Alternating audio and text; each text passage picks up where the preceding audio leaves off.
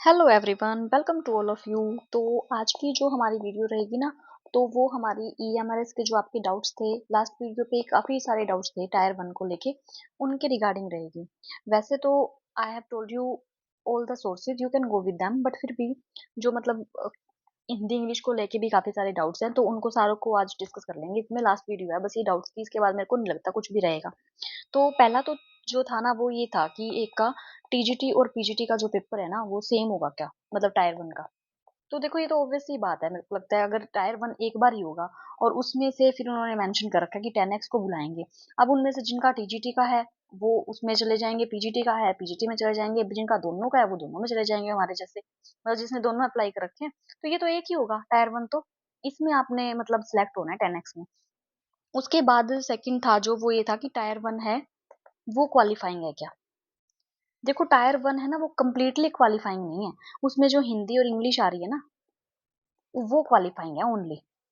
अब वो पीजीटी में 20 की आ रही है, टीजीटी में 30 की आ रही है, 30 में से आपको 12 लेने हैं एग्रीगेट। ये भी एग्रीगेट लेने हैं। लास्ट टाइम ऐसा था कि मतलब अलग अलग लेने थे, 10 में से 4, 10 में से 4 ऐसे लेने थे, लेकिन अब की बार एग्रीगेट लेने हैं आपने, ये भी एग्रीगेट लेने हैं। तो ये अपना फायदा है थोड़ा सा। जिसकी इंग्लिश स्ट्रांग है ना, वो थोड़ी इंग्लिश को और स्ट्रांग कर लो, जिनकी हिंदी स्ट्रांग है वो थोड़ी सी हिंदी को और स्ट्रांग कर लो। ऐसा तो नहीं है ना कि दोनों में 4-4 लेने हैं, तो हम कैसे भी कर सकते हैं। और एक ना ये सेफ स्कोर वाला, तो मैंने तो मेरे बारे में तो नहीं देखा, लेकिन फिर भी मैं, जो देखेगा ना वीडियो उसके लिए बता रही हूँ, तो पहले से सेफ स्कोर वाला रोला मेरे को नहीं लगता करना चाहिए, क्योंकि जब एक बार माइंड सेट हो जाता है ना हमारा कि 75 नंबर लेंगे, तो फिर वो माइंड है ना उसी डायरेक्शन में काम करता है कि हाँ इतने नंबर लेने हैं। अपना कम ऐसा दो कि अपना हाईएस्ट स्कोर कर पाओ, मैक्सिमम कर पाओ और सही वाला कर पाओ। अब देखो, वैसे तो मतलब काफ़ी यूट्यूब चैनल पे मैंने देखा, तो उसमें ये बता रहे थे कि 80 तक हाई मतलब सेफ स्कोर रहेगा। मेरे को नहीं लगता, जहाँ तक मतलब नेगेटिव मार्किंग भी है इसमें, तो इतना हाई जाएगा। बाकी कुछ नहीं कह सकते, मैं ये नहीं कह रही कंफर्म ही नहीं जाएगा, कुछ कह नहीं सकते, क्योंकि 130 नंबर का पेपर है ना, उसमें से 30 तो आपके क्वालिफाइंग वाले ही है ना, ये तो हट जाएंगे। जो आपके 10x वाले जो काउंट होंगे वो तो 100 में से होंगे ना। तो 100 में से इतना हाई मतलब 80 प्लस जाना शायद तक तो नहीं है पॉसिबल। बाकी कंपटीशन है भाई, कुछ भी नहीं कह सकते। अपना बस ये है कि अपना ना माइंड सेट मत करके चलो कि हमने 70 लेने हैं, 75 लेने हैं या 65 लेने हैं, ऐसे मत करो। अपना हाईएस्ट दो, अपना मैक्सिमम दो, अपना जो बेस्ट है ना वो दो।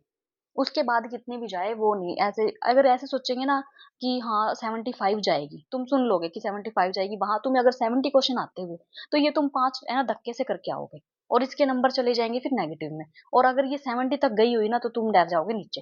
तो ऐसा कुछ किसी का ना बकवास अभी सुनना मत कि ये इतनी जाएगी या उतनी जाएगी, ये चीजें मैटर नहीं करती। पहले अपनी तैयारी करो ढंग से, ठीक है। उसके बाद ये हो गया अलग अलग, और हिंदी इंग्लिश का क्वालिफाइंग नहीं है, एग्रीगेट करके क्वालिफाइंग करना है। उसके बाद थी लास्ट में, एक बार हिंदी और इंग्लिश को ही उठा लेते हैं, ठीक है। वैसे तो मैंने पहले ऑप्शन पे तो आपको बताई थी कि बुक्स कर लो प्रेफर, अगर बुक्स पढ़ सकते हो तो।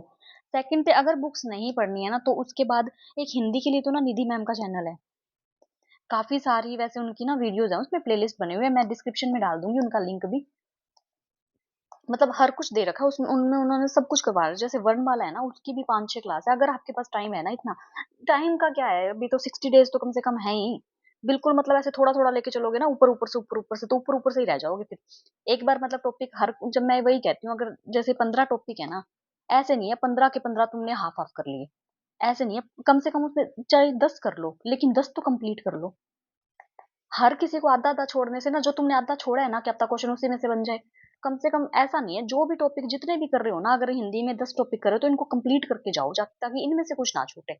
ऐसे नहीं है कि सारी वीडियो देखने बैठ जाओ। अब ये वन वाला की जैसे 6-7 वीडियो है शायद मैम की, तो उसको 2x पे करके अपने निपटा दो फटाफट। जो जो इंपॉर्टेंट लगे उसको नोट कर लो, जो ना लगे उसको ऐसे बस सुनते जाओ, एक बार एक झलक देख ली तुमने। ऐसे नहीं लेके चलना। और तुमने की ना हिंदी इंग्लिश बिल्कुल ही ईजी आएगी। हमेशा ना मतलब नीचे की तरफ ना सोचा करो कि बिल्कुल आसान आई, ऊपर की ऐसे सोचो कि थोड़ा डिफिकल्ट भी तो आ सकता है ना पेपर। तो उस हिसाब से अपनी तैयारी करनी है हमने, कि ऐसा हो सकता है कि थोड़ा मुश्किल आ गया, तो ऐसा नहीं सोचना कि नहीं आसान ही आएगा पेपर। तो थोड़ा सा अपना ना लेवल अप करके चलना है, ताकि मुश्किल आ जाए ना तो भी इतनी दिक्कत ना हो तुम्हें। और उसके बाद है हिंदी का, ये हो गया। एक ना नवीन सर का है, उन इन्होंने भी प्लेलिस्ट बना रखी है, उसमें सारा बेसिक मतलब हर टॉपिक कवर करवा रखा है, तो ये भी देख सकते हो आप। और उसके बाद इंग्लिश की मैंने बताई थी कि नीतू मैम की है। अगर इनके मतलब अगर वीडियो देखनी है तो आपने इनके देख सकते हो, और एक तरुण सर का है। वो मेरे को लगता है ना, जहाँ तक जिसकी इंग्लिश वीक है ना उनके लिए बता रही हूँ, जिनकी ठीक-ठाक है ना वो तो आराम से देख लेंगे इनको। लेकिन जिनकी थोड़ी वीक है ना उनको शायद लग सकती है मुश्किल, क्योंकि सबने ना अच्छे खासे कंसेप्ट बताए हुए हैं इसमें। एक जो टॉपिक है ना वो 3 या 4 घंटे में कंप्लीट करवा रखा है, और अगर तुम नोट्स बनाने लग गए ना तो समझ लो 6-7 घंटे तो तुम्हें लग ही जाएँगे, क्योंकि नोट्स तो बनाओगे इंग्लिश में। ऐसे तो नहीं है कि एक टॉपिक, क्योंकि नोट्स बनाने के ही हैं। वो सुनने-सुनने के नहीं है कि सुनने से काम हो जाएगा। हिंदी में तो बेशक काम हो जाए, बाकी मैं तो यही प्रेफ़र करूँगी कि नोट्स तो तुम हर किसी के ही बना लेना। चाहे वो हिंदी हो, चाहे इंग्लिश हो, बार-बार ना उठाना पड़े तुमने। और एक शिल्पी द्विवेदी मैम की भी कोई पूछ रहा था कि इनकी जो इंग्लिश की प्लेलिस्ट है, तो शायद अच्छा करवा रखा होगा मैम ने, मैंने नहीं पढ़ी क्योंकि इंग्लिश मैम से मैंने नहीं पढ़ी है। रीट का एग्ज़ाम दिया ना मैंने, उस टाइम तो मैंने देखी थी इनकी, ठीक करवा रखी थी उसमें तो मैं, लेकिन जो ये नाउन, प्रोनाउन ये वाले जो है ना, मैंने उस टाइम भी जो लैंग्वेज में अलग से टॉपिक आते होते हैं पेडागोजी के, वो देखे थे मैम से। बाकी अगर आपको ठीक लगता है ना तो इनके साथ इनकी भी कर सकते हो आप। और उसके बाद आईसीटी वाले हैं, नोट्स वाले, ये तो शायद अपना पहले भी हो ही चुका था डिस्कशन इस बारे में तो, कि वैसे तो हर यूट्यूब पे अवेलेबल है ही, लेकिन इसमें भी आपने ना पहले 5 मार्क्स की आ रही थी, क्योंकि ये अब इसको इंक्रीज़ करके इन्होंने बढ़ा दिया है ना, तो थोड़ा-सा तो करेंगे ही। 5 की थी या 10 की थी पता नहीं, 2023 में, लेकिन कम की थी। अब की बार इसका भी जो वेटेज है ना वो बढ़ा ही है। तो उस हिसाब से करना है आपने, कुछ भी ना ऐसे नहीं छोड़ना, एक एक टॉपिक को चाहे 2 दिन लगा दो।